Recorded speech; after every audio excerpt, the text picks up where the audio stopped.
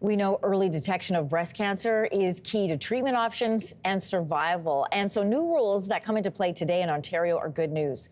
The age when women in Ontario can make an appointment for a mammogram themselves is now 40 years of age. And experts say that more than 17% of breast cancer deaths are in people aged 40 to 49. So what do you need to know about these new appointment guidelines? Joining us this morning from Ottawa is Dr. Anna Wilkinson, a general practitioner oncologist at the Ottawa Hospital Cancer Centre. Welcome to your morning. Good morning, Anne-Marie. Doctor, this is good news for women's health. How much of an impact could it have on people with breast cancer and their prognosis? I think this is really great news, and I'm excited to see that we are getting rid of barriers in terms of access to care and increasing women's autonomy. I think we're going to see more early stage cancers that have a better survival as a result of this change. Lowered age, as you just said, could mean an increase as well, though, in demand for appointments. And you've said that this could affect existing wait times for mammograms in Ontario. What do patients need to know this morning about how to make an appointment and what they can expect in terms of wait times? So I think there's a lot of variability around the province, but I think we have been preparing for this. And so I think we have capacity in terms of screening mammography at the moment. I think really women need to decide for themselves if this is something they want to do. If they do want to go ahead and book a mammogram, they can book themselves. They can look at Ontario Health breast screen locations to find a site near them.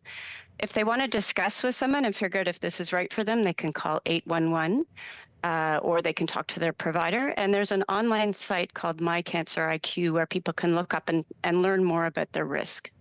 They can also check out cancercareontario.ca as well for other breast screening locations. Doctor, we've been doing this show for 9 years now, and I feel like these age limits have changed more than once. And when they were altered to an older age bracket, so 50 and up, the argument was because of false positives. So what changed that led to this new lowered limit? I think we've had a lot of Canadian research that's come in the last couple of years that really shows what's going on in Canada for women in their 40s. And what we know from our Canadian data is there's an increase in the rate or incidence of breast cancer in women in their 40s by about 10%. We know that women who have access to screening have significantly lower rates of advanced breast cancer diagnosis and significantly higher survival. We also know that women in their 40s have more aggressive breast cancers and so can benefit more from screening. We've seen that screening saves our system money.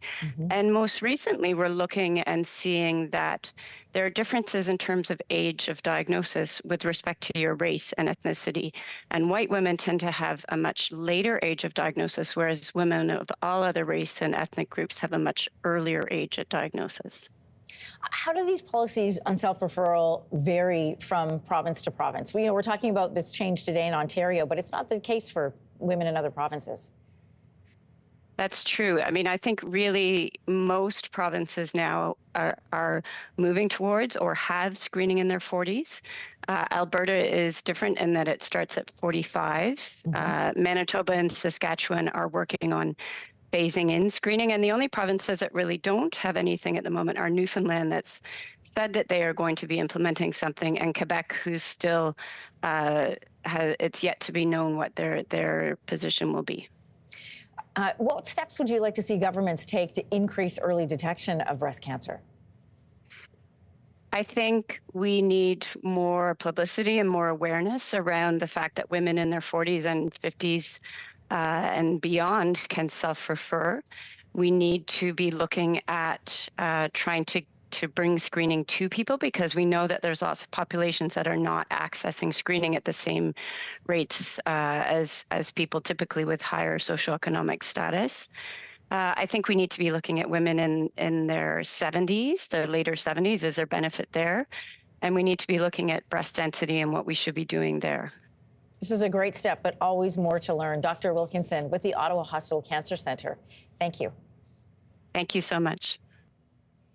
If you liked that video, make sure to subscribe to the Your Morning YouTube feed, where you can find all kinds of new content posted every weekday morning.